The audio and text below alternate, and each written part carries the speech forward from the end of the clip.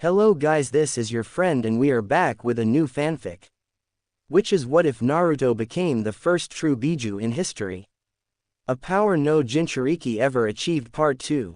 And if you enjoy this fanfic then please press the like button and subscribe to my channel for more fanfic like this. And now let's start the fanfic. Naruto didn't pay attention in class for the remainder of the day. His mind was already too clouded with the events that were going on in his life. He vaguely wondered if the baby had been born yet, and how it would view him as they grew older. Luckily for his grades, however, there wasn't much taught in the curriculum that would affect it in any way. The first hour of the class was spent talking about the field trip that would occur in a couple of months. Apparently, they would be traveling to the site of the Battle of Kikyo Pass, and learn about the events that took place there. On the way there, they would be doing some basic terrain identification and training within the southeastern section of Hi-no Kuni's forest. Naruto remained silent the entire day, and was still silent when Iruka had placed the permission slip on his desk. Except, it wasn't more of a permission slip than a contract. Meaning if they were somehow attacked on the way there and students were killed, then it was not the village's fault.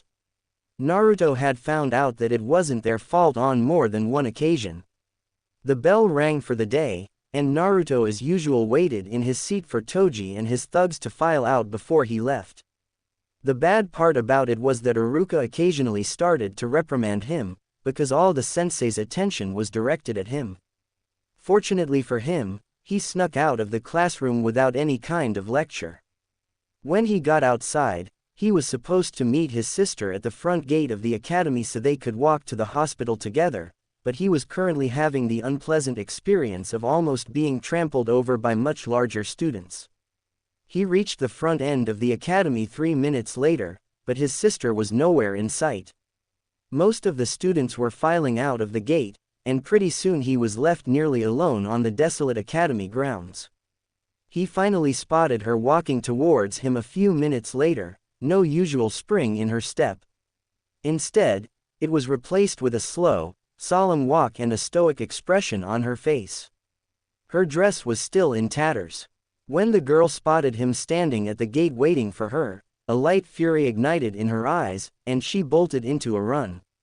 Shoving a surprised Naruto out of the way, she ran off into the street on her own, leaving Naruto in the dust behind her. Naruto gingerly got to his feet. His sister was becoming more and more hostile to him, and that thought was making him sad. She resented him so much that she wanted to run away, even while injured. Naruto watched her disappear into the distance with pained eyes, and he slowly set off to go home, permission slip in hand. He just hoped that his sister wouldn't stay mad at him forever. Haruki finally calmed down once she had gotten away from her stupid brother. He had been such a dampener on her mood for the entire day, and she didn't need that in the slightest when she was about to look upon her newborn baby sibling for the first time. She stood outside her mother's hospital room, and reproachfully touched the door knob, as if she were debating on whether or not to open it. She steeled herself and swung open the door. Her parents turned around when they heard the door open, and their faces turned to frowns when they saw that Haruki's dress was in tatters, and that Naruto was nowhere to be seen. Her father got up from his spot in a chair while her mother remained in the bed rocking the new baby. "Haruki, what happened to you?" Minato asked, noticing the purple bruises all over her face and body. Haruki refused to meet the worried gaze of her father, and in a moment of weakness looked at the ground while tears poured from her eyes. Both of the parents' eyes were on the 5-year girl as she cracked underneath their gaze. G got beat up today at SS school," she cried softly. Minato and Kushina's eyes widened, and Minato placed firm, yet gentle hands on Haruki's shoulders. "Tell me, Haruki, who is it that beat you up?" he asked, his tone containing little more than righteous anger. "These 3 bigger boys at S school. They talked about how they've beaten up Naruto for the past year, and they beat me up because I was related to him," she wailed. Minato's breath hitched in his throat. Those boys have been beating up Naruto for over a year. Then how come he had never noticed anything? Snapping himself out of his daze, he turned back to the crying girl, and wrapped his arms around her. The girl's breathing slowed after this happened, and she nuzzled into her father's chest. Shish, it's going to be all right, baby. I'll go over to the academy later today and see if we can get this whole bullying problem resolved, he said, as he stroked the back of the girl's long, blonde hair. Daddy, she mewled, and Minato noticed that his jacket was gradually becoming sopping wet with tears. Shish, it's going to be okay, he said, as he kissed the top of her head. He then let go, and looked down at his daughter with a firm, yet gentle look. Where's your brother, Haruki? He asked. Haruki squeaked, and avoided the gaze of her father. She didn't believe she would be able to avoid telling him what she did, so she thought it best to just come clean about it right now, to save her future problems. After being told what she had done, Minato stared at his daughter with a certain amount of sternness in his eyes. Haruki suddenly found her toes to be very interesting at that moment. Minato sighed. What you did was very wrong, Haruki, he said, kneeling down and turning her head to make eye contact. Look at me. How do you think your brother feels now, being bullied for almost a year, and being blamed by you for your hardship? He asked. Haruki shook her head, a clear symbol for, no. I bet he feels like the lowest form of life on Earth right now, Haruki. Not because he has been bullied for the past year, but probably because he blamed himself for the bullies tormenting you, and you letting him know you feel that way is making it worse for him. But, she began to protest. I don't want to hear your excuses, Haruki. We're a family, and families forgive each other's mistakes. The entire village of Konoha is based on this principle, with the will of fire proclaiming we must love and cherish our comrades and village. Or are you telling me that you're denying the ideals of the previous generations, and are not a believer in the will of fire?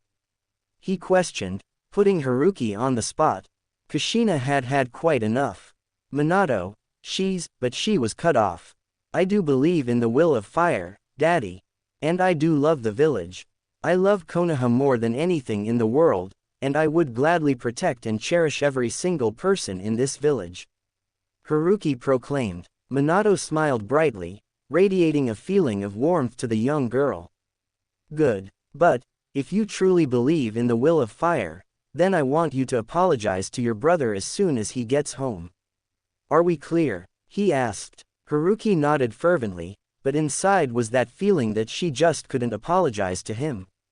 That's my girl, said Minato, feeling proud of his daughter. Now, I believe we've made you wait long enough. Don't you want to meet your new baby sister? He asked the girl. The girl didn't react as much as they had expected, but they didn't know of the permanent change that occurred in Haruki that same day. Their vibrant little girl would soon be replaced with a colder, more serious one. She walked over to where the infant was being cradled by her mother, a shaky yet genuine smile forming upon her face as Kushina unveiled the baby's face. Hello, I'm your big sister. I hope we can be best friends, she said, desperately hoping that her new sister would be much stronger than their brother. Haruki absent-mindedly noticed that this girl looked nothing like her. Rather than the long, rich yellow hair, it was a coarse, fiery red, thoroughly reminiscent of her mother's shade. Like her, she had no whisker marks or blemishes across her cheeks, though her skin tone was more in line with Naruto's than hers, which was odd for a newborn baby. She was a lot smaller than when she was a baby, though she may very well become tall in the future. We've decided to name her Yukiko. Isn't that such a pretty name? Much like yours, Haruki-chan, Kushina said happily. Haruki reached out to touch the baby, but the infant's eyes fluttered open at that exact moment. Surprised at the face that loomed forward, the baby began to bawl at the sight of her older sister, her cries echoing throughout the entire mansion. Haruki stepped back in shock, covering her ears as his mother went to shush Yukiko. Minato smiled awkwardly at the incident, though his grin rapidly turned into a frown when he glanced upon his older daughter. I'm going to my room. I'll apologize to Naruto when he gets here, she muttered crankily, taking off out the door in a hurry. Minato's frown deepened. It looked like it was going to be a long week. Naruto's excitement at meeting his new sibling had been killed much earlier, when he had assumed that his other sibling now hated his guts. Instead of rushing to the hospital at his top speed, he instead wandered through the village like a zombie, not really taking in many of his surroundings. He reached the hospital about 15 minutes later, and received his mother's room number from the nurse at the front desk. But, while he was his way there, he came across the person he wanted to see the most and least at the same time. He met Haruki, as he was walking down the corridor of the second floor. Her eyes were surprised and slightly angry when they met, and one could tell that she was not yet prepared to speak with him. "Haruki," he whispered, his shock nearly as great as hers. He at least expected to meet her again with their parents, but right now they were in the same exact situation as they had been earlier. Haruki was being uncharacteristically silent.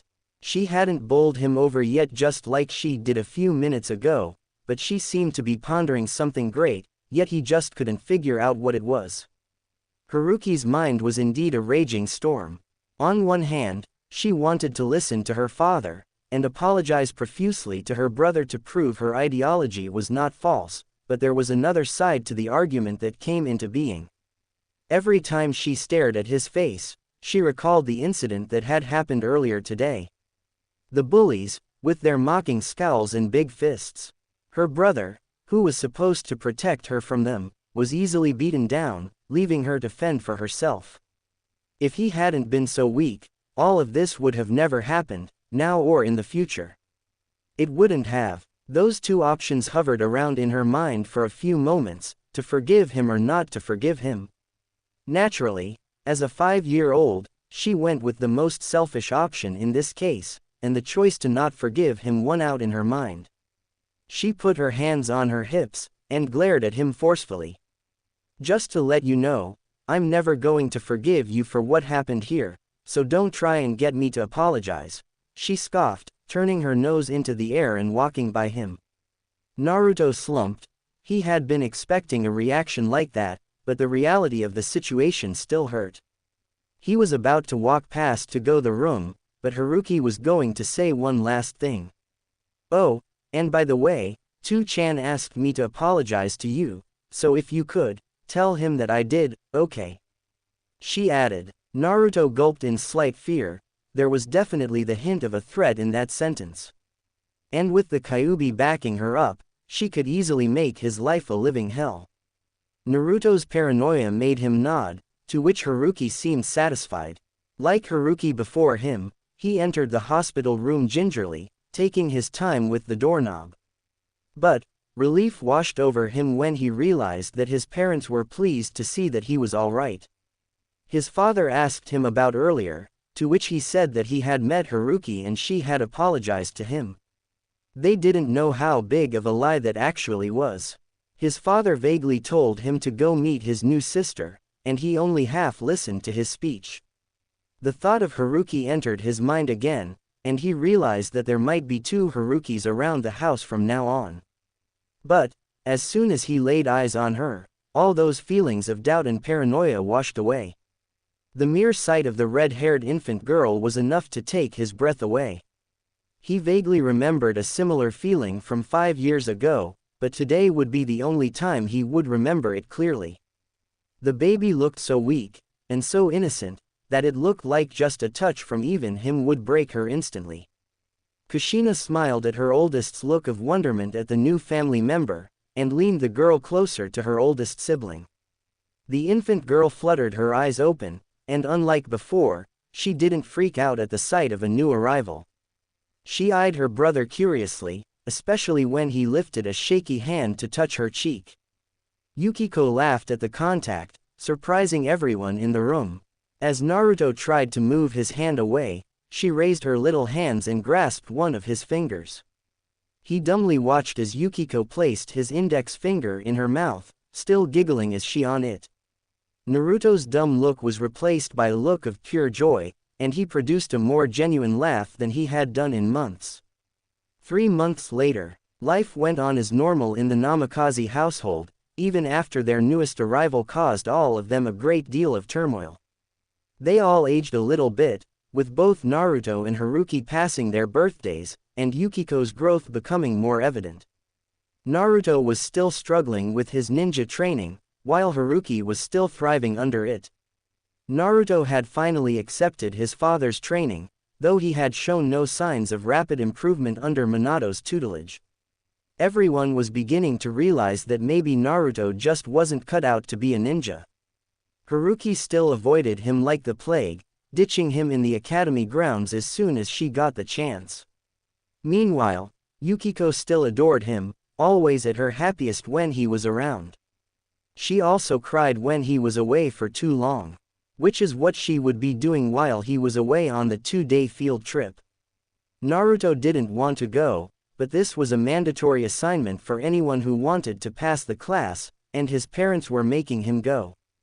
So, here he was, accompanied by 5 Chunin Academy instructors, and the rest of his class through the southeastern portion of the Hai no Kuni forest. He leafed through his survival book at an alarming rate, trying to know about the various hazards that existed throughout the forest. They were planned to reach the battle site by tomorrow morning, so they had all day today to catalog some helpful information for their future lives as ninja. Uruka, who was leading the charge, would occasionally stop walking and explain to them something about a particular plant or something. Needless to say, it wasn't very entertaining. But the real kicker for them was when it was time to break into groups. Naruto had been dreading this ever since this field trip had begun. After all, no one in the class was particularly fond of him, though some of the kids were worse than others. Uruka had begun reading off the names of those who would break off into pairs, though Naruto wasn't really paying attention. He was just repeating one thing in his mind over and over again. Please don't be Toji. Please don't be Toji. Please don't be Toji. He prayed in his mind, so much that he didn't even register his name being called out and his worst fears becoming reality. When Naruto finally opened his eyes, most of the other kids had gone. It felt like a rock dropped in his stomach after he saw who was sauntering up towards him, a wry smirk all over his face. It was Toji, and he was looking giddier than he had ever before. Hey, Namikaze, looks like we're partners on this retarded assignment, buddy, he said sarcastically.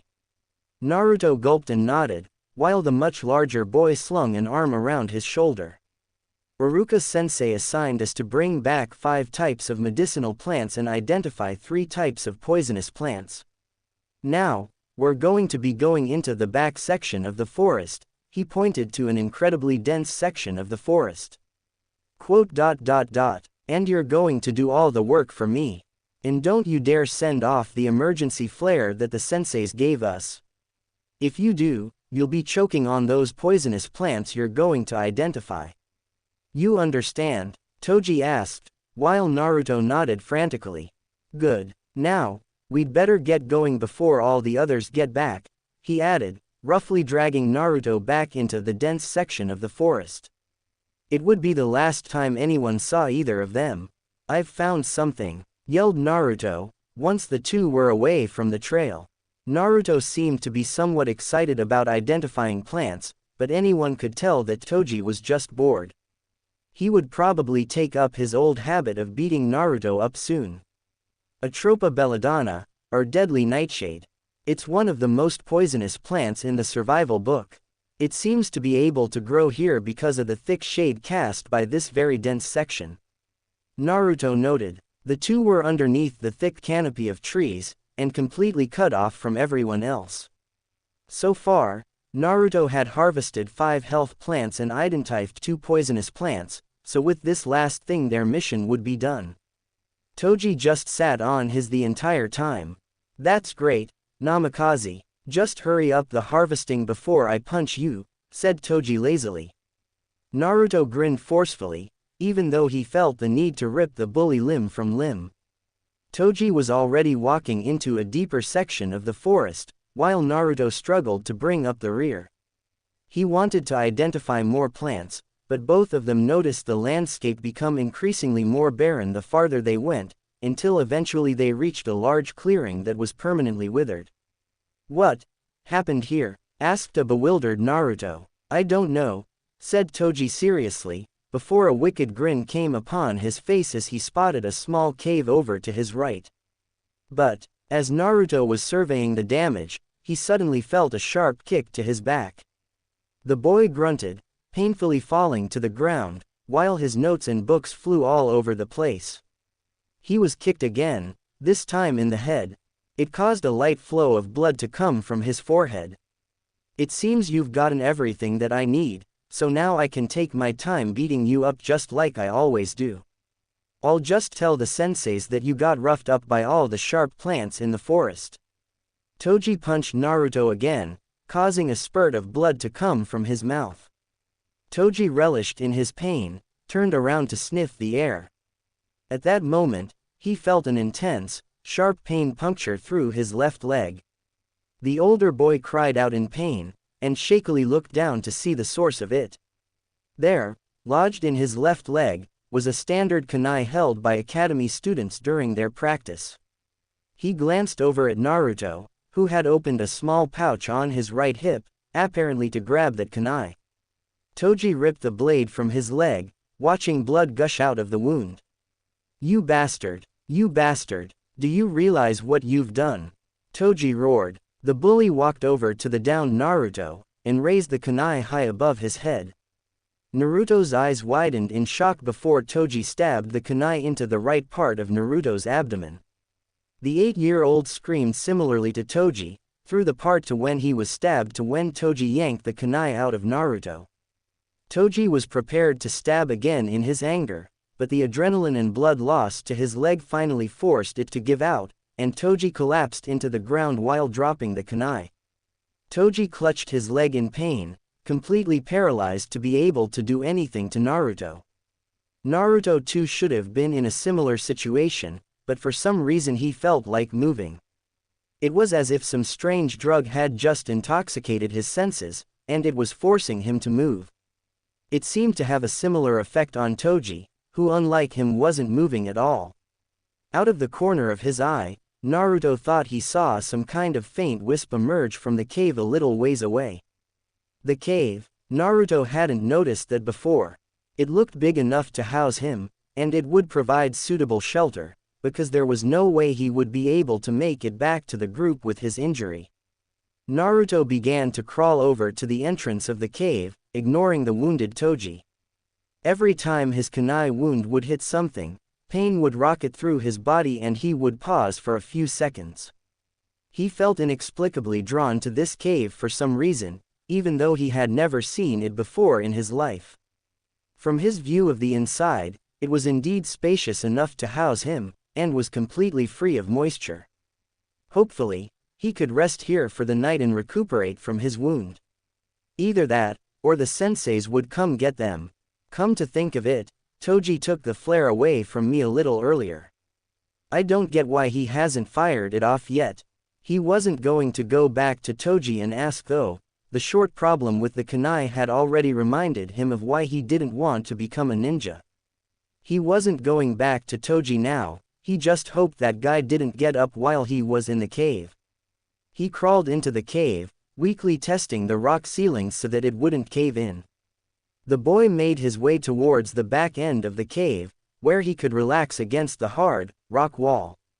The cool shade of the cave relaxed him slightly, despite the fact that he had a shredded hip.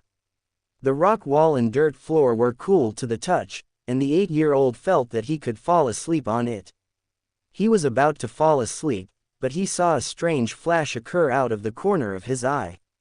He swiveled perhaps too quickly for his injury, trying to locate the source of that flash, if there even was one in the first place. He almost sighed in relief when he saw nothing, but the sound of a clearly distinguishable hiss filled his ears after that moment. He didn't see anything, but it almost sounded like the hissing noise was coming from inside the wall. A few seconds later, and Naruto saw it.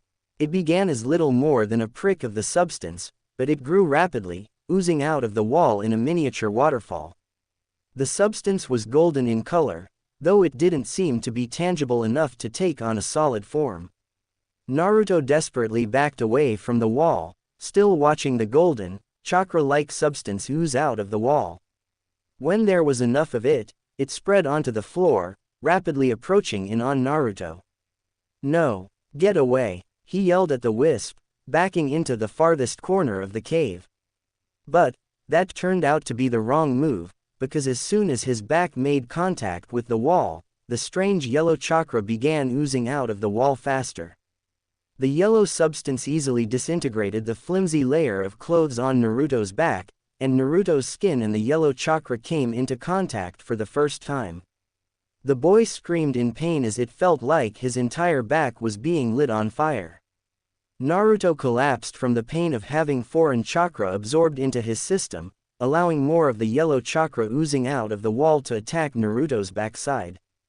In the meantime, the chakra coming out of the other wall had converged in on Naruto, and the 8-year-old boy experienced the unpleasant sensation of being attacked by foreign chakra from all directions.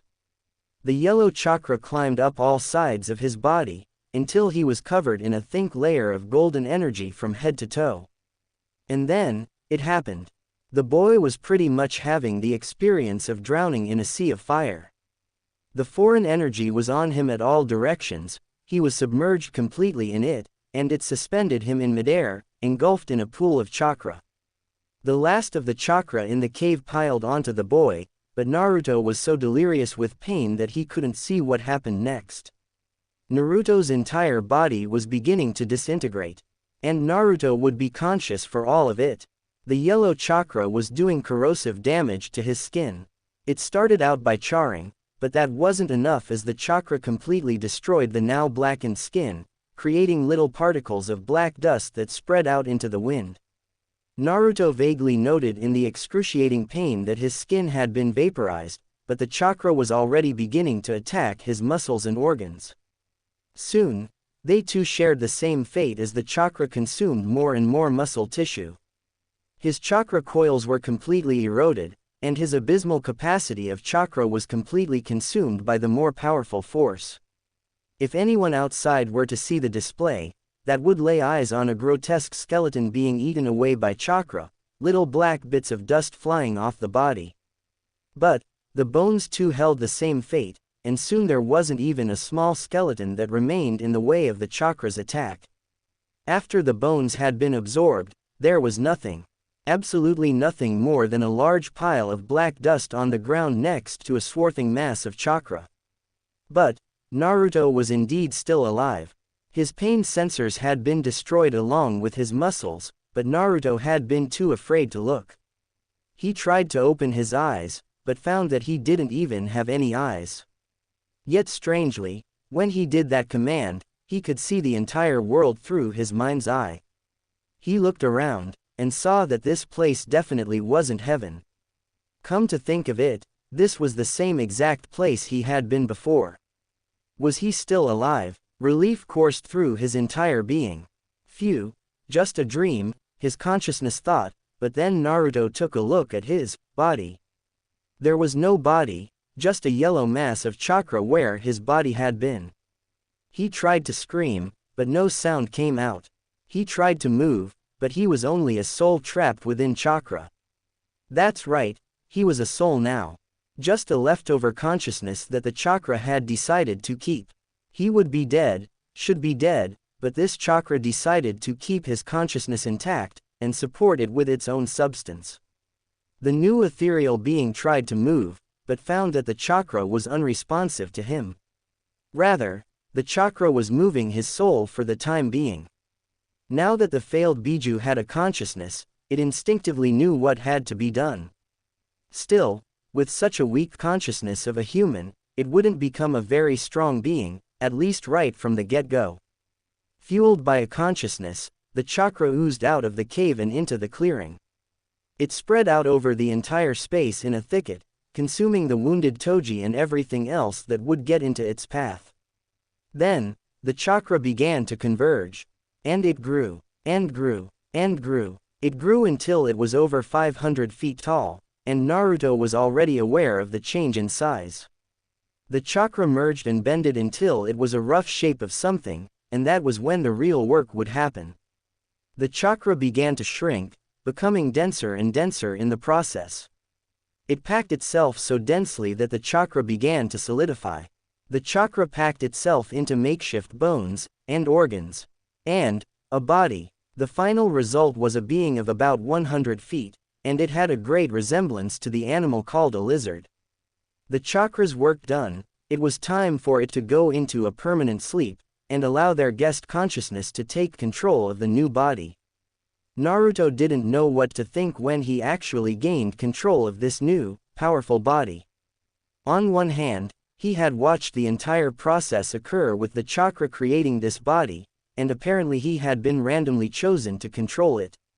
The old Namikaze Naruto was gone, and its place was just this thing. Naruto looked at his gigantic body. He really was a freak. He was over 100 feet, for God's sake. He had golden yellow, reptilian skin, that was covering in these ugly scales all over his body. His eyes were these freakish, completely circular things, the irises were colored a bright red, and his pupils were elongated. Alone his neck, legs, and spinal cord, cruel-looking spikes that could gouge through a man's torso poked out of Naruto's ugly, yellow skin. On the ends of his 4 feet, there were ridiculously sharp claws that were almost 3 feet in length. He opened his mouth, and felt serrated, sharp fangs, every single one of his teeth. And to top it all off, all he had on his was this pathetic little stump of a tail. His family would never want to see him again, his village would never want to see him.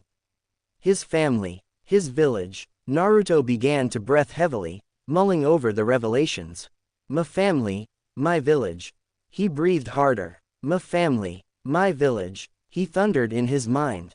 He attempted to scream those words into the wind, but all that came out was a series of roars and clicks. And Naruto knew this as well. Naruto looked around himself insanely, and in his panic tried to pursue the best course of action. But his clouded mind couldn't come up with a solution, and his churning emotions led the behemoth to bolt toward the village, his massive weight knocking over trees as he pursued his goal. Iruka was beginning to doubt his eyes when he viewed that enormous monster rise above the treeline. It was a Bijuu, no doubt about it. Even if he had never seen a zero-tailed lizard be documented on records, the acrid feel of a Bijuu's chakra was unmistakable. The other Chunin had already noticed it too, but he silently prayed that none of the children actually turned around to view that monstrosity. The children didn't seem to feel the tension that had arisen within their senseis, but they noticed that tension turned to fear when the new Bijuu darted in a particular direction. The direction of Konoha. Aoba, get the children to safety at the Kaiko Pass battle site. It isn't safe for them to go back to the village at this moment. I'll head back to Konoha and warn Hokage-sama about the approaching danger, he whispered to his second-in-command for the field trip. Okay, but we're missing Naruto and Toji. Are you sure you want me to go on? Asked Aoba, doing a quick documentation of the children. Iruka didn't hear any of that, his panic already setting him back towards the village. He just hoped he could get there before the Bijuu could. Aoba muttered something under his breath, and hoped he could get the children away without them noticing anything.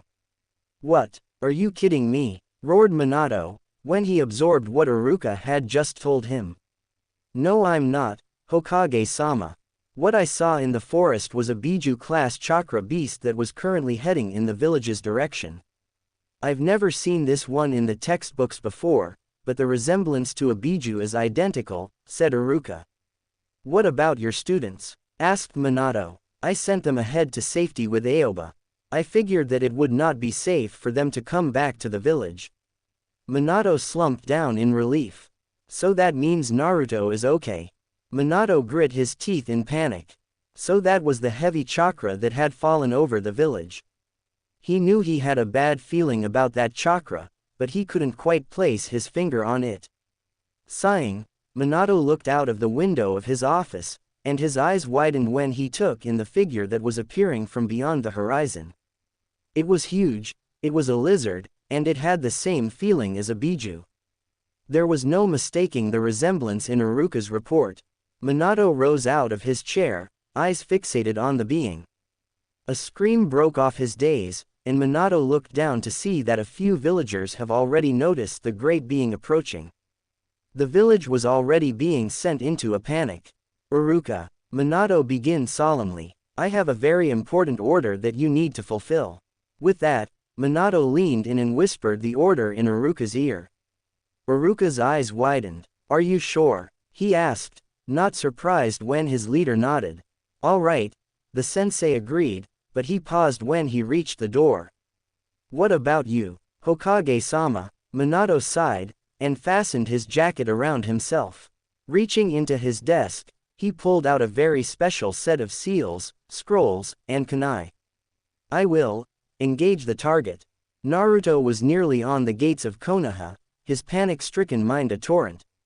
Maybe now he could get some help. Kuchio's no jutsu, came a voice from directly in front of him. A large puff of smoke about his size appeared a distance in front of him, and this warty, red toad smoking a pipe blocked his way. A small figure jumped onto the toad's head, and Naruto didn't know whether to be pleased or to panic. Dad, it's me, it's Naruto. He yelled, desperately trying to reach his father. But all that came out were the same roars and hisses that he had made before. His heart dropped into his stomach when he realized that his father couldn't understand him. Minato, don't tell me you've called me here to deal with a second Bijuu attack. Naruto heard the toad say. I'm sorry, boss, but I need you to deal with this being right now. It resembles a Bijuu, but it isn't one that we've documented yet. An undocumented Bijuu? I didn't know there could be such a thing. Why should I have to fight something like that when we don't even know its strength? Asked Gamabunta. Blame Jiraiya-sensei for letting me sign the contract in the first place, said Minato, a grin coming onto his face. Gamabunta smirked for a moment, before it gradually evolved into full-blown laughter. Ha ha ha ha, it really is Jiraiya's fault, isn't it? Well, since you're my best summoner and everything, I'll lend you a hand this time. Besides, this one can't be as difficult as the Kyuubi. Gamabunta commented. We're going to need some oil first, okay boss? Questioned Minato. You got it, roared Gamabunta, as he spit oil out of his mouth at the great best. Minato flashed through some quick hand seals. Kaden. Gamaiu Enden, Minato cried, igniting the oil with a quick fire technique. The oil went up in a burst of flames, which Naruto panicked and moved his barely responsive body to the right. He attempted to retreat and go back later, but Gamabunta and Minato were ready for him. Gamabunta hopped over the beast and blocked his path away, but Naruto reflexively kicked his front right leg out. The lizard's claws penetrated the toad's right shoulder, but Gamabunta wasn't finished yet. The toad slowly drew his giant dagger, going for the kick slice to Naruto's reptilian head. Again, Naruto reflexively raised his other front leg, standing on his back once and blocking the blow.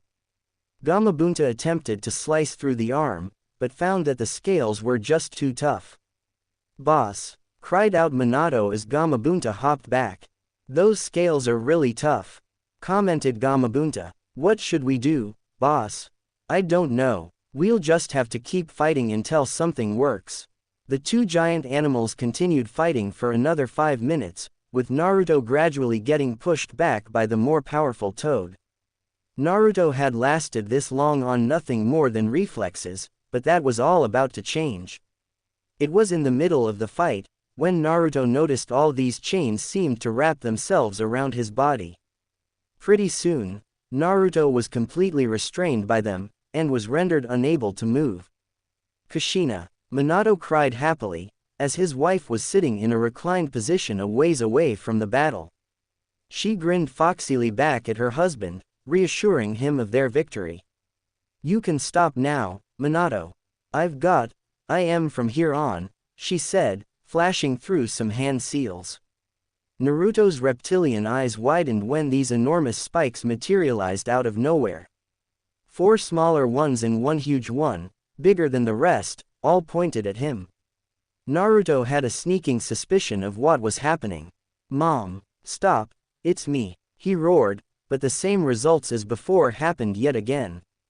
Naruto roared in pure pain as the five impaled him directly through his 4 feet and his chest.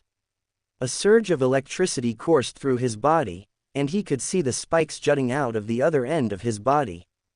Her baby daughter was still asleep at her side, even during when she drew lines all across her stomach, followed by a big black circle where her navel was. Kushina flashed through some more seals. "No, no," Naruto yelled, as his body began to dematerialize again. His solid form became wispy again, even though it didn't dull the sense of pain at all. The now gaseous Naruto completely flowed into the markings on his baby sister's stomach, the ugly black markings disappearing as he did. The little girl didn't stir at all, completely unaware that her brother had just been sealed within her. The scars upon the world left after Naruto's wake would tell a great tale about a battle between two beings of immense size, regardless of how short of one-sided the fight really was. But the man and woman who had started the battle in the first place would remain unknown in their role, the landscape showing no clues to whether they were there, or why they initiated this battle in the first place. The blonde man, Namikaze Minato, smiled kindly down at his infant daughter, the one who was to hold the new Bijuu, and to use its power to aid the village in its exploits. The Yondaime Hokage was fully confident that his daughter would lead a full life thanks to her Bijuu. Kushina, on the other hand, wasn't so certain of that. Having been a Jinchuuriki for much of her life, she knew firsthand of the kind of hardships one may face being one of those chosen ones. Thankfully, such a life had been completely avoided with her other daughter Haruki, but the thought that Minato would so easily seal a Bijuu into his child was a little disconcerting. Still, she went along with her husband's judgment, and acted practically in the face of an emergency of the village. Regardless of how the Bijuu was unidentified, a Bijuu's chakra can give it away in a heartbeat, and this one appeared to be attacking the village. The red-haired woman walked up to her daughter, hoisting the sleeping infant girl into her arms. She would trust her husband, but not after she got some answers first. She looked up. Minato was smiling at her brightly, before once again smiling at his daughter. There was no doubt in his expression, no fear for things to come. Still, she decided to voice her opinions to him. "Minato," she began lightly. "Was this really necessary? Sealing a Bijuu into our baby daughter, creating another Jinchuuriki? Wasn't sealing the Kyuubi in Haruki enough?" she asked, her voice never holding any tone of anger or contempt for Minato. Minato frowned lightly, and began running his fingers through Kushina's red locks. "Kushina, you know that we've discussed this back when you were pregnant. That, if there was ever another opportunity to create another Konoha Jinchuuriki, that we would do it for our own child." He paused, as Kushina looked away from him. He adjusted her head back to him. "You know I love you, and I love Yukiko, and I only want what's best for her.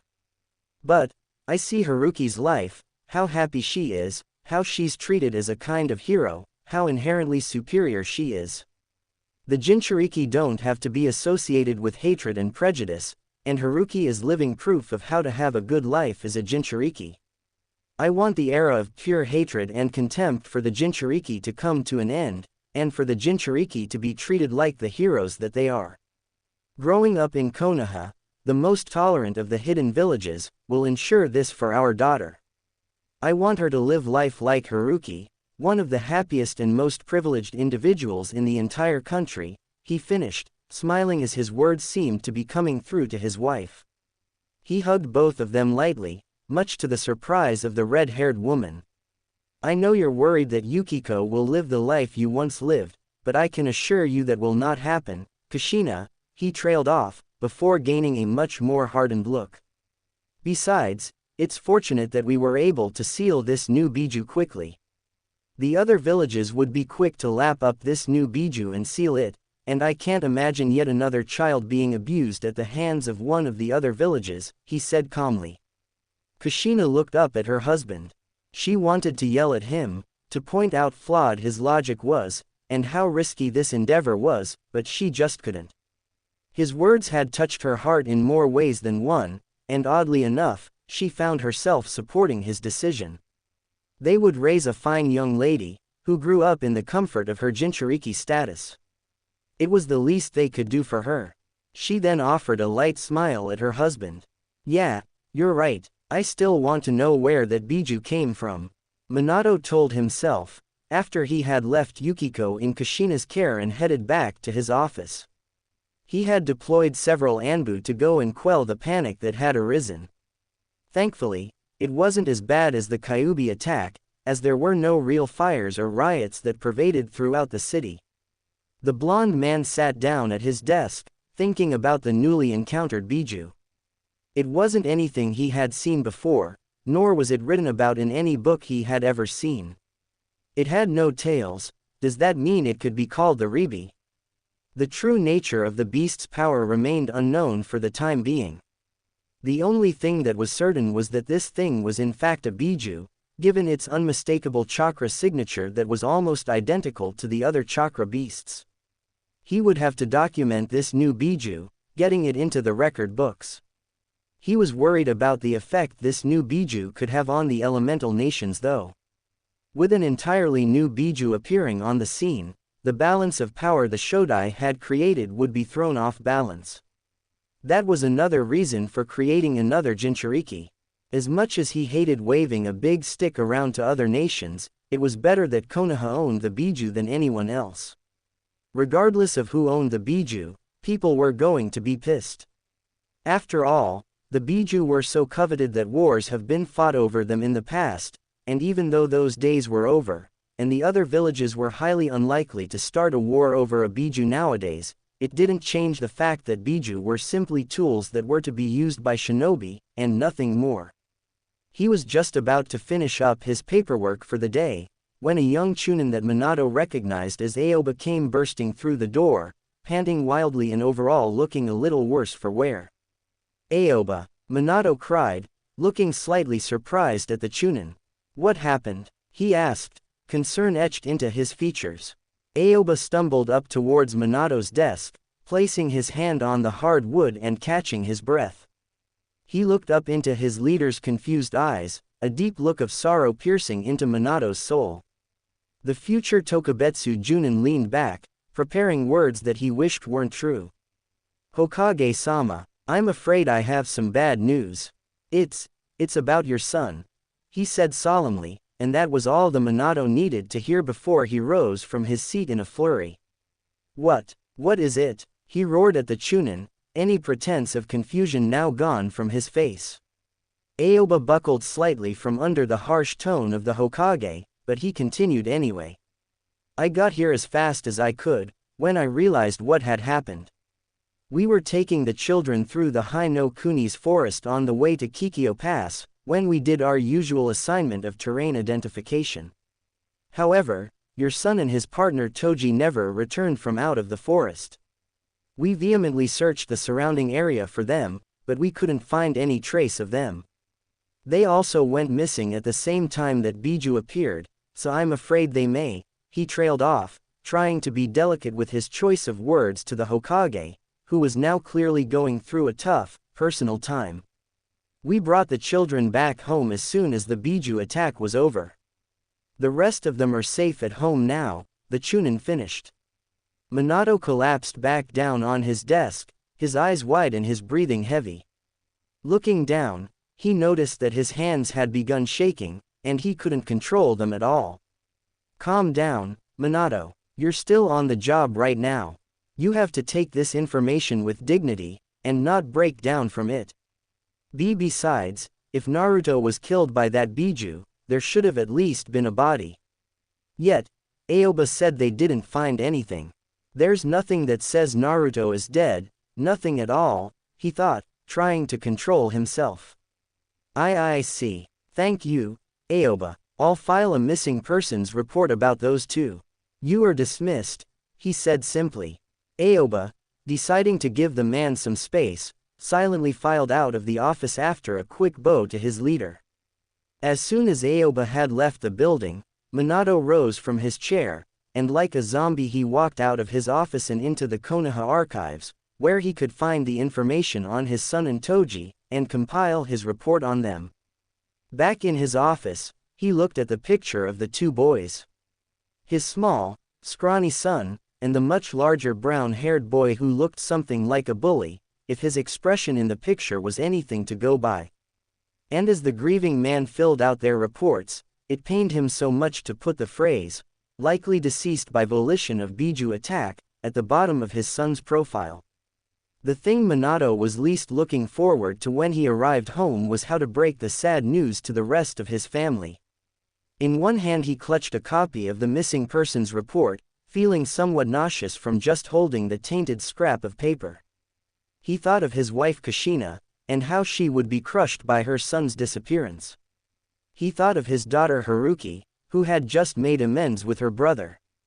And most importantly, he thought of little Yukiko, who would now likely grow up without her older brother. His Anbu guards bowed to him when he arrived at the Namikaze complex, their masks never giving away their true feelings. He walked up to the front door and lightly gripped the handle, a great sadness overcoming his entire being. He took a deep breath, and opened the door with a slight creak. Peeking inside, he heard the sound of something sizzling, and then turned to see his wife in the kitchen, apparently. His older daughter was sitting on the couch, curled up in a book about ninja weaponry. His youngest was likely taking her nap upstairs. Kushina was the first to notice him, and she smiled at him when he entered through the front door. However, her happiness quickly turned into surprise and concern as she saw how ragged her husband looked. He was walking with a posture unlike him, his hair was slightly messy, and there were great big bags underneath his eyes. All in all, he looked stressed. "Mina, she trailed off, as her husband entered the kitchen and stared at her, a look of sorrow in his eyes. Walking towards her, he grasped her hands lightly, and she locked eyes with him. "We need to talk," he said softly and sullenly, though there was an air of finality in his voice. Perplexed at her husband's odd behavior, she followed him into the living room, where their daughter lay on the couch. The blonde-haired girl smiled as she saw her father sit on the couch. "Hi, Daddy," she said happily, rising to her feet and hugging her father. Minato almost teared up at the action right there, but he remained stoic, and in return, he wrapped his arms tightly around Haruki, cherishing the bond and hoping that he'd never have to let her go. "Daddy, what's wrong?" asked the curious girl, as she noticed that her father's demeanor was much different than his usual one. The Hokage released his grip on her after she asked that question, before turning to glance at both females in the room, whose expressions were twisted in worry. He took a deep breath, and began talking. "Kushina, Haruki, there's no easy way for me to tell you this," he began, noticing that his wife and daughter were both listening intently to his words. "I have some terrible news. News about something that I wish would never happen to us," he said lowly. "Just tell us, Minato. We need to know what the problem is," Kushina said, her voice pleading and slightly desperate. Minato turned to her, and she noticed that his eyes were starting to become slightly glossy. "Naruto is missing," he whispered, though the words resonated throughout the room as if someone had yelled them at the top of their lungs. Kushina covered her mouth with her hands, and already Minato could see tears welling in within them. Haruki stood frozen, her face a blank mask in what he assumed to be pure disbelief. Amid Kushina's sniffles, he continued on. It was on the field trip he was sent on. The class was assigned to break off into partners and do some terrain identification. Naruto never returned from that. The Chunin instructors couldn't find even a trace of Naruto or his partner. It's like they just disappeared off the face of the planet. He paused for a moment to let it sink in. Also, the time he went missing matches up with the appearance of the new Bijuu, so he may even be, he trailed off, and those end words were enough for Kushina to break down completely. Tears rolled down her cheeks as she sobbed and sniffled heavily, and Minato watched as she fell to her knees, sobs still violently racking her body. It was the kind of sob that only a broken mother could produce. Minato rose from the couch, and slowly walked over to his grief-stricken wife. In what felt like a span of 1,000,000 years, he bent down to the ground and hugged her against his couch, rocking the woman slowly. They continued this on in silence for nearly a half-hour, the noises coming from the house being from Kushina's pained sobs, but, eventually, when Kushina had exhausted all her tears for the time being, she pushed away from Minato violently, her sadness becoming pure rage. Minato looked at her, surprised that such anger and hatred could be possible on a human face. He grimaced slightly as Kushina carelessly dug her nails into his flesh, though she wasn't focused on him at all. That monster took away my Naruto, and we just let it be sealed in our daughter. It doesn't deserve that kind of fate. I'm gonna go unseal it right now, Minato. I'm gonna kill it, I'm gonna gut that monster who took away my Naruto.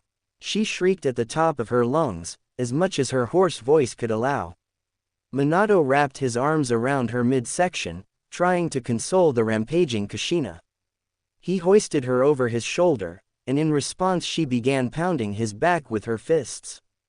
Minato winced at that. Kushina's blows were strong, considering she was a cage-level ninja, but he didn't think she really mustered up that much strength in her current state. The blonde Hokage laid her down gently on the couch, where she resumed crying yet again. Minato sat next to him, and once again wrapped his arms around her, though it was significantly rougher this time. Calm down, Kushina. You can't just go and unseal a Bijuu like that. If you go and unseal the Ribi right now, there's a high chance that Yukiko will die from it, Uzumaki or no. As much as I hate to admit it, Yukiko is stuck with our son's possible killer, and she will have to learn how to use its power, he consoled. Kushina seemed to calm down slightly from her husband's words, though she continued to sniffle all throughout the night. You're right, of course you are, Minato. I can't just go endanger Yukiko because I feel the desire for revenge. We may have made a tremendous mistake, Minato, but we're going to have to live with ourselves, and pray that one day Yukiko will forgive her parents' idiocy, she said. She will, Kushina, she most definitely will, Minato said lightly, stroking Kushina's hair. So, what do we do now? Asked Kushina, her sniffles receding down into nothing. Minato smiled sadly at her, trying in a vain attempt to cheer her up, despite the situation. We pray and we hope, that our son is still alive out there. Pray that he only went missing, and that we'll be able to see him again someday. It may be a stretch, but that's all we have right now. The parents sat there in silence from that point on. Haruki, despite witnessing her mother's breakdown, didn't change her frozen, stoic expression, nor did she move an inch during the entire ordeal. As her parents sat there in silence for the rest of the night, Haruki finally moved from his position a few hours after sitting there silently. Her parents watched her walk over to the stairs, but they didn't say a word. I'm going to my room, she croaked out, and she ascended the stairs without another word. As she walked up the stairs, one could maybe see a single, lonely tear escape her left eye and roll down her cheek, though it may have been just a trick of the light. For the next week, Minato did things with significantly less energy than he usually did. He didn't smile, wave, or talk to any of the Konoha ninja, and he shut himself up in his office and refused to see anyone. However, the current day was also the day that an ambassador from Suna had a meeting with him, one that he was required to take part in, or possibly lose the alliance between them. It wasn't a very important meeting either, just them discussing some domestic issues as well as coming to a few international agreements. The ambassador showed up around noon, arrogant enough to let himself into the room. He was a slightly chunky man in his 40s, dressed in the ceremonial black robes of Tsunagoker no Sato. He had slanted, untrustworthy eyes, and thin pencil mustache that lined his upper lip. Ah, greetings Hokage-sama. I trust you have been well recently. His voice was high-pitched and slightly mocking, and if he knew about Minato's recent tragedy, he certainly didn't let him know. Minato forced a smile at the unpleasant man. Welcome to Konoha, Hayazashi-san. I assume your journey here went smoothly, he asked, mimicking Hayazashi's faux, yet polite tone of voice to the ambassador. Yes, Hokage-sama. The journey here from Suna was most pleasant, if a little uneventful. I must say, I look forward to trying the famous Konoha hot springs while I'm in town, he replied, trying to break the ice, and failing. Oh, well, please do. You're our guest here, after all. I'm sure they would be delighted to have you. With their introductions done, the two men went right to business with their talk of political and social issues that they hoped to solve. The talks went by fairly simply, with Hokage and Ambassador working out a reasonable solution to all their problems that Hayazashi would relay to his superiors in his report. However, it was near the end of the talk that things got a little interesting. So, I've recently heard about the incident you had with a Bijuu attack. A tragic occurrence really. Konoha always seems to be the place where these things attack.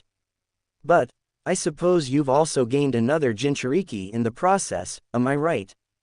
The ambassador asked slyly. Oh, well, Minato trailed off, uncertain on what he should answer. And, is it true that this new Jinchuuriki that you have holds an undiscovered Bijuu? He prodded, a little too curious. Minato knew that this was going to happen sooner or later. The other villages would jump at the opportunity to get their sweaty mitts on another Bijuu. It was best to tell them the truth up front now, lest the village could accused for treachery later on. Yes, well, the laws concerning Bijuu capture do state that any wild Bijuu is up for grabs. You have had good fortune to be able to add to your village's power, Hokage-sama, the slimy man said. Well, if that's all our talk is going to entail, and all the issues have been resolved, then I believe I will take my leave for now. I bid you farewell for now, Hokage-sama, and wish you the best of luck in your village's prosperity, he said, as Hayazashi turned to leave. He heard Minato greet him goodbye shakily, and as he walked out the door and past a couple of genin, a wide smirk came onto his face at the information he learned. Oh, the village council would be so pleased to learn of this. Deep within the recesses of Yukiko's mind, a great beast slept soundly, unaware of all the problems that were going around in the outside world. The beast was a golden lizard, with a little stump of a tail. It was curled up into a ball, breathing deeply as it slept. Despite being asleep, it was locked inside a giant cage with a piece of paper that read, "Seal," on it, trapped within a sewer-like complex. It was impaled by 5 spikes, one large main one in his chest, and 4 smaller ones that were impaling its limbs. The spikes impaled the creature right into the floor of the cage, which was stone structure quite different from the sewers outside of the cage. Occasionally, the creature would stir in its sleep, as if suffering some horrible nightmare. After nearly 3 days of being unconscious, the creature woke, and the first thing that it noticed was pain. Pure pain. Agonizing pain. It didn't know the cause of such pain. When it tried to move, it was even more painful, and he succeeded in going nowhere. The creature panicked, looking all around him, trying to figure out just what was going on here. Where am I? What am I doing here? It asked, but the noise came out as nothing more than a loud gargle. Its panic rose, and it tried to move again, only to be dealt more pain than it could possibly imagine. After a few minutes, it finally noticed that it was in fact impaled straight through its body with 5 gargantuan spikes, connecting him to the floor. It couldn't move, no matter how much it wanted to. Why am I here? What did I do to deserve this? I'm a human, right? I'm Naruto. I'm not some kind of monster, he thought in his mind, and if Naruto could have cried, he would have very well been doing so at the moment. The lizard Bijuu started to breathe heavier, and the events of a few days began to come back to them in full force. The field trip, the incident with Toji, becoming this thing, having a panic attack and heading towards Konoha, and finally being impaled by spikes and sealed in his sister by his own mother. The events were more painful to remember than the spikes, and Naruto closed his eyes and roared in pure emotional pain, trying to block out the bad memories. He attempted to clutch his head, but was rudely reminded that his limbs were being impaled. He roared even louder, and began hitting his head against the cage, making loud banging noises that would go heard by no one in the outside world. What did I do to deserve this? The great beast roared. Is this God's way of punishing me for being so weak? Why did you do this to me, Mom? Wasn't I a good son? I always tried to be kind, so why didn't you recognize me as you sealed me away in here? He gargled, still banging his head. The only thing was free to move, against the cage. After nearly 5 minutes, the banging ceased, and a look of pure hopelessness appeared on his face, and he leaned his head against the cold, iron bars of the cage. I'm alone in here, aren't I? No one's ever going to come help me in here, are they? I'm trapped in here alone, he thought, before he lifted his head and let loose a roar of pure agony, which would once again never go heard by anyone. After his roar was over, Naruto laid his head down on the cold stone floor, brooding silently, and preparing for the long imprison that he undoubtedly suffer. My name is Namikaze Naruto, and I am a monster. I don't say this because I have done some truly evil action in the past that I regret wholeheartedly. In actuality, I have done nothing wrong except live my life, but maybe that is the reason God is punishing me. I call myself a monster, because I literally am a monster. Almost 11 years ago, I had an unfortunate accident, and ended up becoming a Bijuu, one of the now 10 giant chakra monsters living in the world. And, to add insult to injury, I was sealed away in my youngest sister by the hands of my own mother, where to this day I remain impaled along the walls and floor of this tiny chamber, never being able to move. Always impaled, always dank, and always very, very lonely. Even if my vocal cords have adjusted to allow human speech again, it was of no use, as there was no one to talk to. I have come to terms with the fact that I am a Bijuu, and that I will never be able to go back to my previous form or lifestyle. I guess you could say I accepted this about 6 years into my imprisonment, where I discovered I could take on a more human form. Despite this, however, this human form is still completely recognizable as something inhuman. Even if I escape and live the rest of my life in this human form, I would forever be shunned as an outcast and as a monster. This I know to be true. But, even still, I long to be free from this place. I can never again enjoy the company of a human, but being a Bijuu has granted me a bizarre appreciation for the simpler things in life. For the longest time, I have yearned to simply run free throughout the world and be unworried about worldly desires, despite my lack of companionship. Nothing would make me happier at this time. However, I have not lost all of my human feelings, and most of them remain intact. I would be lying if I said that this decade-long imprisonment has not made me bitter and jaded. I have a boiling pot of hate deep within my body. Hate towards my family, hate towards the power that be, and hate towards the ninja system. But most importantly, I hated the events that lead to this. To the events that lead me to be imprisoned. But, that's enough about that. My inane ramblings about my miserable life don't matter to anyone, because I'll be lucky to ever be able to see the light of day ever again. In the village of Konoha, the first thing anyone would notice as they started their day was the orange and black paint that coated the 4 faces on the Hokage monument. It was vandalism at its finest, and while most everyone was staring with indignation at the action, the perpetrator was currently laughing her off. A pair of Chunin rushed around the village, desperately searching for the culprit of the admittedly ingenious prank. She laughed at their feeble attempts to stop her before she turned around and bumped straight into a larger body. There, a man in his early mid-30s stood in front of her, an annoyed expression on his scarred, tan face. His right eye seemed to twitching a bit, and the culprit of the prank rubbed the back of her head sheepishly. Heh. Hi, Iruka-sensei, she greeted, trying to appease the authority figure in front of her, though how well it was working was anyone's guess. Yukiko. Not again. What are you doing during class? He screamed at her, causing the youngest Namikaze to grin awkwardly. Uruka just glared at her intensely, before he produced a length of rope from God knows where. Yukiko just barely realized what was going to happen before she was tied up and dragged back to the academy. 5 minutes later, she was sitting tied up on the floor of the academy. Uruka was clearly mad at her, but the rest of class only seemed amused at the girl's predicament. There was no trace of true mocking or dislike on any of their faces. In fact, many of them were actually very amused with the pranks that she had been known to pull. She smiled back at the crowd, causing the students to laugh quietly at her.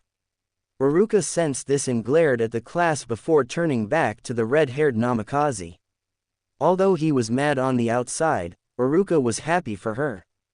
She reminded him vaguely of himself while in the academy, though unlike him, she wasn't considered annoying by everyone in her class. She was actually very good friends with Konohamaru, Udon, and Moegi. It was heartwarming to say the least. They all knew about the thing that resided within her body, but they had chosen to accept her regardless, mostly on part of the Yondaime and their parents' efforts. Still, he knew in the end that she had to be punished for her latest prank. We're going to review the henge technique. Those who have already passed need to do it as well, he said, drawing groans and protests from the crowd.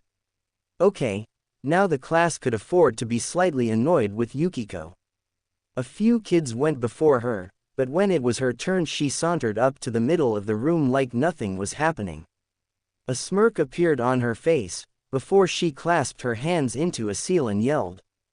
Henge. Her girlish voice reverberated throughout the room, a cloud of smoke appeared, and there was a perfect copy of Uruka himself standing where Yukiko once was.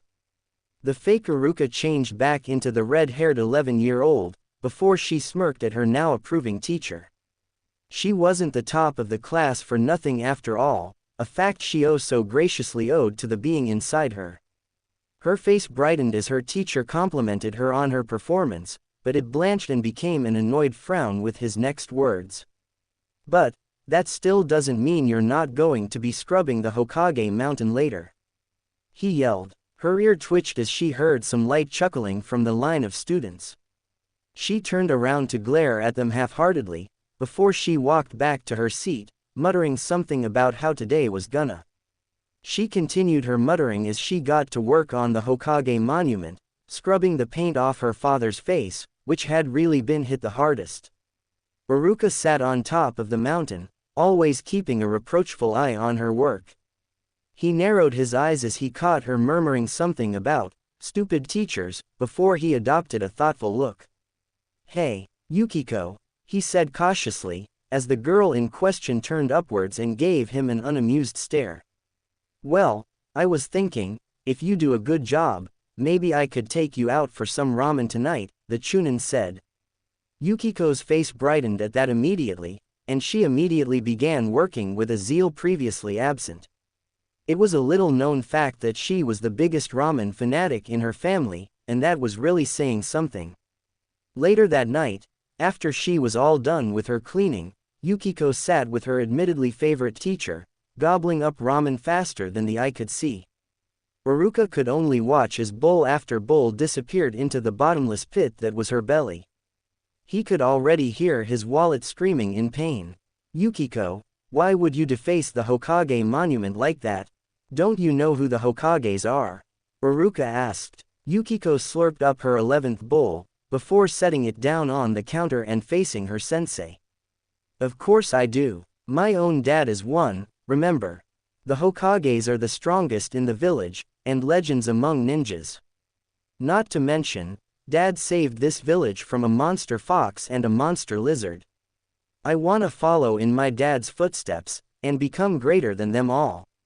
She exclaimed, pointing her chopsticks at Uruka. However, despite her praise for the Hokages, her mood suddenly darkened, as a thought came over her. Hey, sensei, can I ask you something? She barely whispered, catching Uruka off guard by the subdued tone of voice. You've been a sensei for a really long time, right? And I've heard several times that you taught my sister while she was in the academy. So, she trailed off, and it felt like a stone dropped into Aruka's stomach. Does that mean you also taught him? She asked, her voice even meeker than it was seconds earlier. Aruka's breath hitched in his throat at the question. Yukiko's brother Naruto, the oldest Namikaze kid, and the one who had died during the field trip supervised by him. A great wave of sadness washed over him, before he looked over at Yukiko. The ways her eyes shone right now reminded Aruka so much of the small, shy little boy who had awkwardly shown up at the academy in his class. But that seemed to be where the similarities ended. Yukiko wasn't small like her brother was. She wasn't exactly tall for her age like her sister was, but she had a very healthy build. Her skin was slightly tanned, and her long red hair ran down to her mid-back. She had her mother's wide face and button nose, but her blue eyes were all from her father. She wore a simple white t-shirt with a red spiral on it, and normal black shinobi pants. Yes, Yukiko, I taught him, he said simply. He didn't feel that any more words would be necessary. She didn't need to know that he was killed by the very thing that now lived inside her. However, he got the feeling that she already knew. He was killed by the Ribi inside me, wasn't he, Aruka-sensei? It wasn't a question. Aruka half expected this sentence, but it didn't hurt any less to tell her the truth. Yes. The girl lifted up her shirt and rubbed her belly, tracing her fingers across her belly button, where the currently invisible seal was. I had a feeling that it was the Ribi that killed him. The day he died matches up completely with the day that the stupid lizard appeared and attacked Konoha. Still, it's very possible that he's alive out there somewhere. They never found a body after all. All of us like to believe that he's out there somewhere, whether it's because it gives us comfort, I don't know. I just know that once I become Hokage, I will devote everything in my power to finding him. I bet you think I'm stupid, right, Aruka-sensei? And that there's no way that he's still alive, right? Maybe you're right, B, but this is fine, right? It isn't wrong for a girl to want to meet her brother, is it? Yukiko found words to be more difficult to say as she reached the end of her monologue, and Aruka could tell that she was close to tears. Aruka said nothing, but he got off of his stool and walked over to Yukiko, and before she could react, the teacher had pulled her into a hug. The red-haired girl was taken aback for a second, before she let a few tears fall from her eyes, and returned the hug. I don't think you're stupid, Yukiko. I think that's a wonderful mindset, and very admirable. And you're right, we have no way of knowing that Naruto is dead. He could just be out there somewhere, biding his time. He released Yukiko from the hug, and she seemed to feel a little bit better. Thanks, Aruka-sensei, but I don't think that's right. Dad has looked for him tirelessly for over a decade, and we've up with no clues, no leads to suggest that he's still alive. But I think he was killed by the Ribi. You know, I could hate being a Jinchuuriki, and having that thing stuck inside me, but I don't. My parents were just trying to make me have a happy life, and the Ribi will help me on the path of being a ninja. I don't blame them for sealing it in me, especially since my sister's life was enhanced by it, she said softly, and Aruka figured there was more to this than she let on. Yukiko. Aruka tried to say, but he was cut off before he could get anything out. There you are, Yukiko. I figured you would be here. A calm feminine voice said, as the flaps to the ramen stand folded, and a new individual entered the restaurant. Oh, Haruki-ne, she said, as she finally noticed her older sister enter the stand. Whereas Yukiko was almost the spitting image of her mother, Haruki was the opposite, taking mostly after her father. A complete bombshell of a woman, Haruki definitely had the attention of the males in the village. She kept her blonde hair in a ponytail that reached her upper back, and her face was much more angular and pronounced, though she had similar eyes to her sister. She was very tall, clocking in at around 5 feet 8 inches or 5 feet 9, and somewhat slender, having very long legs and a curvy build. Her were very large, being the same size as her best friend Hinata's, if not even bigger, which Yukiko noted with envy. Some even said they would be as big as Tsunade's legendary ones in a couple of years, though that was likely an exaggeration. Her outfit was very provocative, to say the least. Fishnet stockings rode up her legs into her navy blue shinobi shorts, which hugged her figure nicely.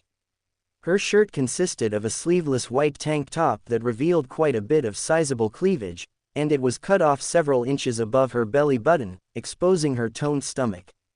Yukiko was jealous of her sister, to say the least. She wished she could wear those type of outfits, as well as have her body.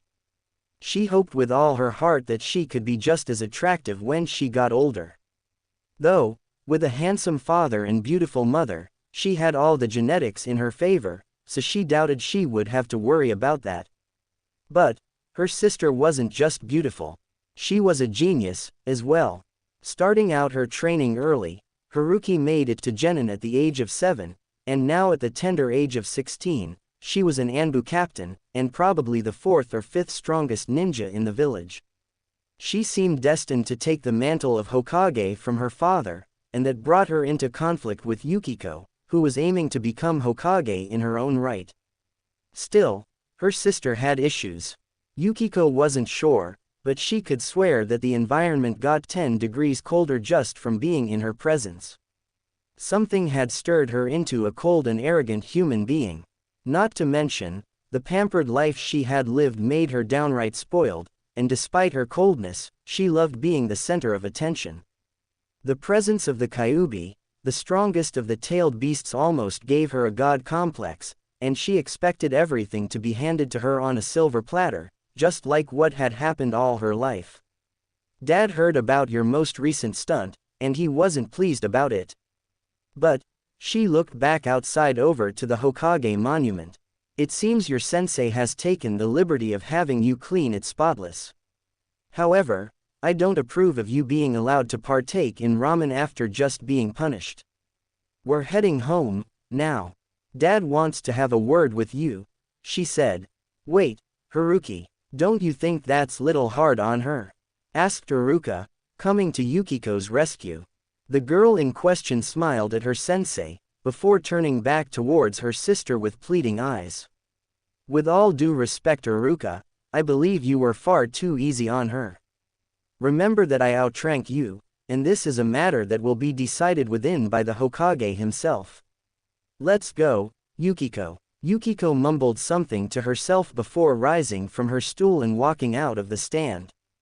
Iruka looked like he had wanted to say something, but he let both sisters go. Yukiko walked with her posture completely slumped, almost afraid to look up at her older sister. While in some ways she was hyperactive and happy, in others she completely lacked confidence and self-esteem. Just being around her sister seemed to awaken those feelings within her. She was treated like a hero around the village for holding the Ribi, something she was grateful for and slightly embarrassed by, but it would be a lie to say that she was more revered than her sister. Kyuubi was by far a bigger threat than the Ribi was, and it had done far more damage to the village, in comparison to the lizard who was unable to even breach the village gates. She was also more talented than the younger girl was, and her work ethic was something to be admired. She was the perfect image of everything the Namikaze family ever wanted in a child. Even now, as they wandered throughout the village, she could see boys ogling her, and nearly all of the surrounding villages were whispering in reverence for her, rather than the hate that could have been expected. However, Yukiko her ear when she thought she heard a sullen-faced man walk past and speak. Fucking Mary Sue bitch, you'll have a deconstruction someday, she thought she heard the man whisper. She turned away to see the sullen-faced man, but he was silently walking down the road. She took her eyes off him as he walked into a store and leaned on the fourth wall of the building. Bewildered by the experience, she didn't even notice that they had reached the front gate to the compound where she had lived all these years. The two Anbu guards bowed as both girls took off their sandals and entered the main mansion, where both of their parents would surely be at this time of day. They heard the clanging of plates in the kitchen, and realized that one of their servants was likely finishing up the dishes. Haruki picked up on idle conversation coming from the main living room, and recognized the voices immediately due to her advanced hearing. She led her younger sister into the living room, where both of their parents were sitting on the couch, talking in slightly hushed voices about what was likely Yukiko's latest stunt. Her mother seemed somewhat upset, and she glared lightly at her younger daughter as she entered the room. But that was to be expected. Her mother was still as beautiful as ever, but she seemed a lot older because of the sheer bitter expression that seemed to be on her face half the time. Her father was physically showing more signs of age, but he seemed younger than her since he had always seemed somewhat cheery, or at least as cheery as you could get after losing a child. Kushina was about to speak, but Minato beat her to it. "Yukiko, please sit. We've got something important to tell the both of you." It was strange, but her father really didn't seem that upset about the vandalized Hokage monument. And, from the looks of it, neither did her mother. In fact, they seemed to be somewhat proud. "Dad, aren't you going to punish her for what she pulled today?" said Haruki indignantly, allowing emotion for the first time since she saw her sister today. Yukiko winced, thinking that her parents would be reminded to punish her. "Haruki, I know that Iruka made her clean the monument from top to bottom. That's enough punishment for one day. What's important now is that your sister's final exam is tomorrow. It's a very momentous occasion, and we have much more important things to announce than a prank." Minato retaliated, his voice leaving room for no arguments. Haruki looked like she was about to talk back, say something about how she had graduated 5 years early instead of just 1. However, despite her sentiments about the occasion, she kept her mouth shut and stalked over to sit on the couch with the others. Minato sighed heavily as she sat down, in a slightly brooding mood. "Well, Yukiko, I'm sure you're aware what resides in you, right?" he began lightly, after Kushina had given him the approval to continue. Yukiko seemed to know what was going on already, and she nodded her confidently, which eased Minato's concerns a little bit. "Okay, then you're likely aware that Kushina put on a specific seal when she sealed the Ribi inside of you. This seal allows you to draw upon the chakra of the beast, and use it as your own power. When you graduate tomorrow, we think it's about time for you to tap into that reservoir of power. It will surely grant you great strength, as well as protect you in times of crisis." Yukiko smiled slightly, having come to the conclusion that this was all about. It was wiped off her face when her father adopted a completely serious look. "But, Yukiko, I hope you realize that harnessing the power of a Bijuu is no laughing matter. It's not going to be easy, and if you lose control of it, you could end up hurting your allies or the ones you love. That's why we've prepared for this situation beforehand," he said, looking over at Haruki, and then over to Yukiko. "You know by now that your sister has gone through similar training with the Kyuubi for almost 5 years. She can control up to 7 tails of the beast's chakra without losing herself, but the Ribi is a comparatively weaker Bijuu, and won't take nearly as much effort to master the usage of its power. However, Haruki is still very experienced with controlling her Bijuu. Over the past year, the 3 of us have worked on a technique that will allow the 2 of you to link mindscapes, allowing you and your sister to both subjugate and control the Ribi.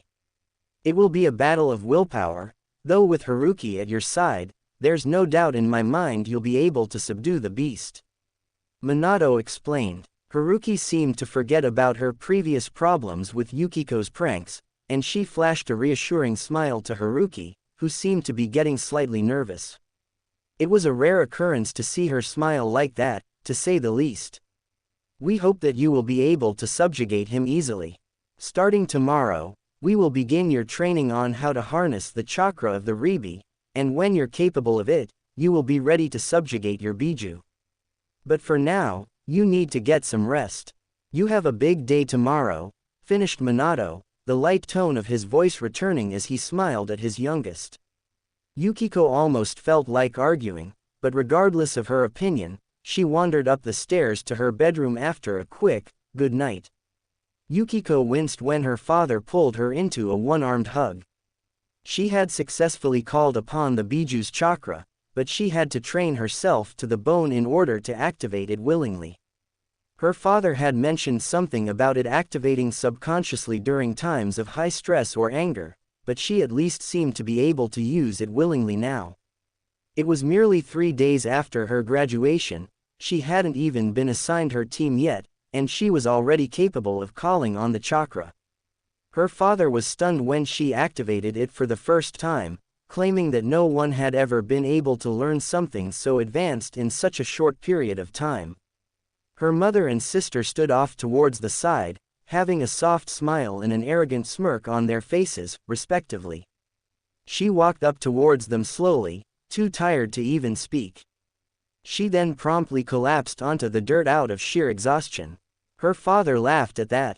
"Seems likes you've tuckered yourself out today, Yukiko, so I guess we'll hold off the mind synchronization until tomorrow. However, both of you girls need to be prepared for it," he said, addressing both of his daughters.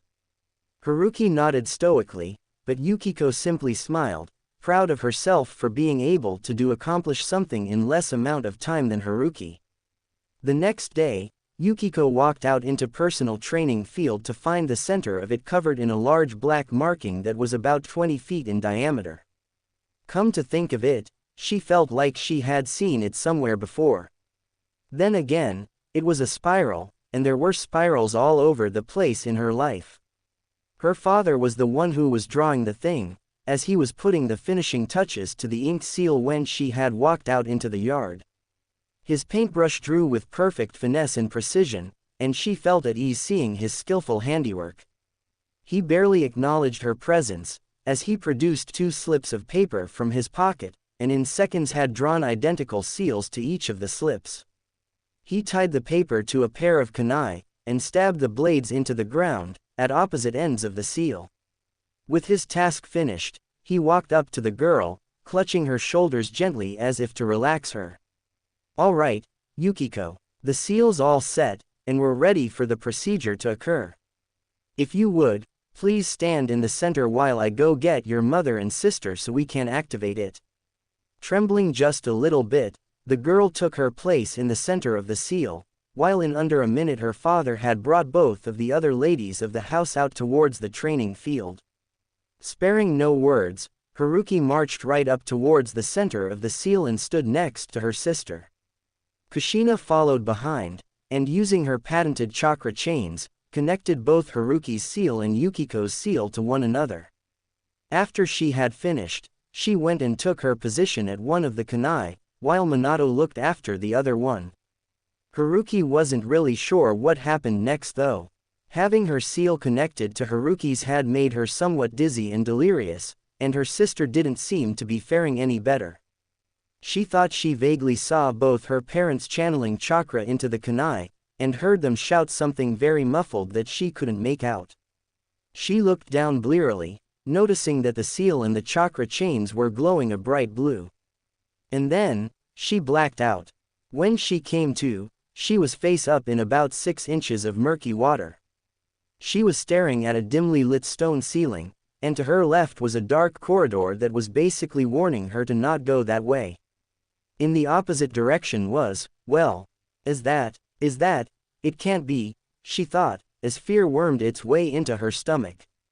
There, to the right of her, was an enormous golden cage, with a flimsy piece of paper that read, "Seal," on it. She couldn't see past it at all, as it was covered in darkness. Getting to her feet, she cautiously edged closer towards the cage, trying to get a glimpse into the darkness. She didn't know what to do. Her sister was nowhere to be found, and wasn't this supposed to be a mental link? She strained her eyes, and she thought she could feel some slight rustling from beyond the cage, and all of a sudden, 2 enormous reptilian eyes snapped open in the darkness, its attention drawn to the new arrival. Naruto almost growled as he surveyed the small, human girl who stood shakily outside of his cage. That was Yukiko, wasn't it? His youngest sister, who seemed to be a Konoha ninja now, if the forehead protector was anything to go by. It was the first time he had seen her in over a decade. While he could occasionally sense her emotions, This was the first time he had seen her face to face. But he knew why she was here. He had noticed that his chakra seemed to be getting sapped from him these past few days, and he knew that she had been forcibly taking his power. Now, she was likely here so she could subdue him. What are you doing here? Asked Naruto, prompting to play dumb about the entire reason she was here. Yukiko backpedaled at the sound of his voice, and the deep anger that seemed to resonate within it. Naruto's golden yellow chakra flared up across his body for the first time, illuminated the dark chamber in the back to where Yukiko could see him for the first time. Her eyes widened at the sight of him, and the stakes that were impaling his limbs and chest to the floor. He grinned viciously, showing a full mouth of serrated teeth. Speechless, are you? Trust me, I'm not fond of conversing with a brain-dead kid that doesn't even know her purpose in coming here. He jabbed at the human girl. Well, that did it. She seemed to take affront to the insults, and her temper boiled over as she finally realized just who she was talking to. Hey, I'm not a brain-dead kid, you dumb lizard. You're taking up residence within my body, so you're going to have to pay rent by giving me control of all your chakra. She said, in case you didn't realize, I didn't ask to be put in this place, so I owe you nothing. Get that through your thick skull and maybe we could be a bit more civil, the Bijuu retaliated. Hey, your scaly deserves to be in here after what you did. Why you? The girl was shaking with rage now, her voice as venomous as the reptile within the cage. Why you killed my brother, you monster. I hate you, I hate you. She screamed, all her emotions about the situation spilling out towards the source of her problem. Naruto seemed taken aback for a moment at this confession, before he reared back and gave a full-blown belly laughter that echoed throughout the chamber, though it seemed to be filled with mirth and anger, as much as it was amusement. Yukiko shook at Naruto's laughter, tears forming in her eyes as she stared at the beast hatefully. You think oh that's rich. Listen here, little girl. He began, but he was cut off by a low rumbling that shook the entire room, almost like an earthquake had happened. Yukiko looked frantically over her shoulder, noticing that the hallway behind her was beginning to fade, and something new was taking its place. It was a room almost identical to the one she was in, down to the 6-inch deep water she was standing in. The room materialized into existence, the point where the water in her room ended met with the area where the water started in the other. On the far end of the connecting rooms, a large cage similar to the one behind her appeared. It was almost identical, golden and with piece of paper on it, though it lacked the strange chains that ran across the ceiling in her room into Naruto's cage. At the base of the cage, a tall blonde-haired girl stumbled forward towards Haruki, and the earthquake didn't stop. As Haruki got closer, Yukiko felt a sudden nausea overcome her, and she felt shaky. She ran forward to catch her collapsing sister, though she ended up falling as well. Haruki nay, what happened? She asked weakly, breathing heavily. It was too exhausting to maintain the mental link. We've unexpectedly exhausted all our chakra linking up our minds. We can't maintain a presence in the linked mindscape. We need to release the technique and go back to reality. Our minds will be separated in about 10 minutes. Hold on to me, and I'll take us back, she said. Yukiko nodded weakly, pulling herself to her feet. She wrapped her arms around her sister's bare midriff, as the older Anbu captain placed her hands in a ram seal. Kai, she shouted weakly, releasing her chakra and dispelling the technique. The two girls disappeared from the linked mindscape, though the mind in question remained connected for a little while longer. Was that Haruki? What was she doing in Yukiko's mindscape?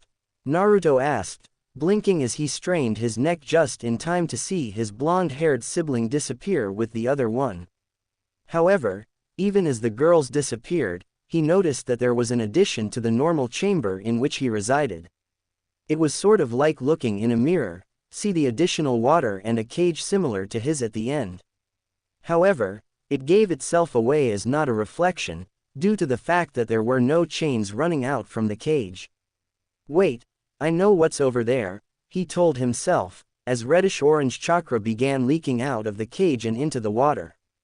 Naruto recognized the type of chakra immediately. An almost identical feel to his, a hell of a lot more potent than his, and showing up immediately after Haruki.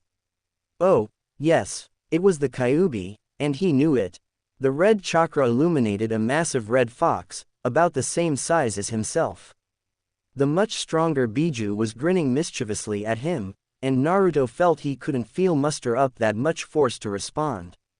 Well, isn't this a nice surprise, Ribi-san? The fox boomed from his cage. Its voice was even deeper and more menacing than Naruto's, though even Naruto could tell that the voice was mocking him. You know me, Kyuubi? Asked Naruto cautiously. The fox laughed, before his voice devolved into making a bastardized version of baby talk, which irked Naruto greatly. Of course I know who you are. We all know about that piece of ourselves that never became a Bijuu. The one that always resided deep within that forest without a consciousness, pathetically waiting for the day when it could capture its own suitable host. From what I can tell, you were originally some unfortunate little animal that the chakra was enough to assimilate, or a human who stumbled across the failed Bijuu, and it decided to use your consciousness for the body, am I right? The Kyuubi smirked. Naruto turned his head away from the Kyuubi, not wanted to listen to the fox's taunting anymore. Well, it doesn't really matter what you were originally, because you're now 100% Bijuu, whether you like it or not. However, you are a strange anomaly, even for us. I'm not sure whether to envy you or pity you, the great beast sighed, but his comment had stirred Naruto's interest.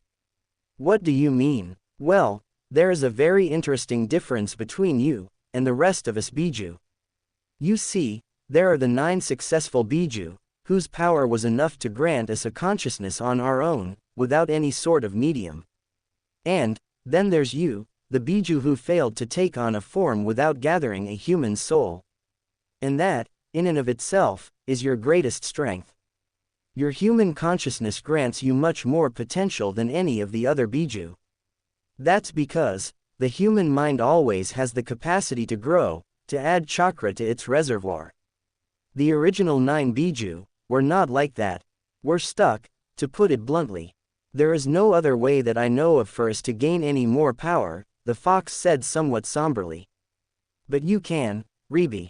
The fact that you have a human consciousness and a Bijuu body means that our chakra will be drawn to yours. Effectively, you could absorb an entire other Bijuu, and take its power, its rank for your own. For example, if you absorb the Ikibi, you'll gain a tail. If you absorb Nibi, you'll gain another. If you absorb me after Nibi, you'll gain 7 more. The Raikudo Sennin who made us was very organized.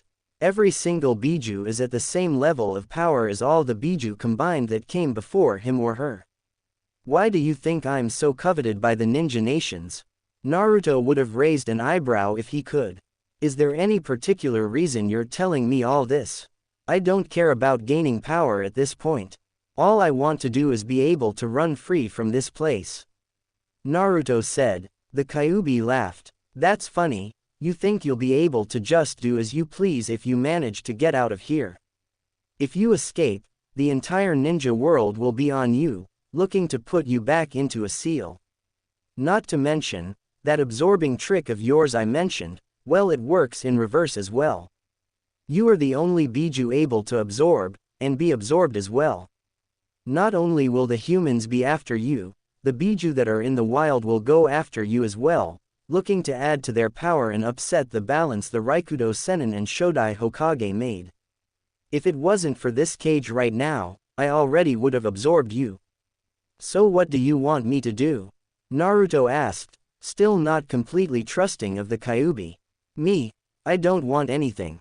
My seal is a lot stronger than yours, and it's very likely you'll be released from this seal someday, maybe even soon.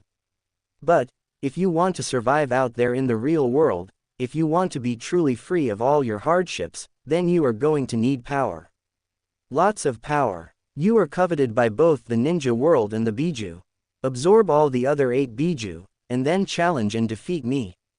Only then will you be able to be truly free. Kyuubi said slyly. The entire room began to rumble more, as more dirt and dust fell from the ceiling.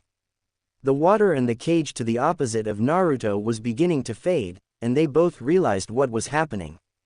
Well, Ribi-san, it seems our time together is almost done. I hope you'll take what I said to heart. I am no liar after all. But, I guess even if you don't take my word for it, you'll see for yourself. If you get out of your seal, you'll see just how hard it is to survive in this world as a weak Bijuu.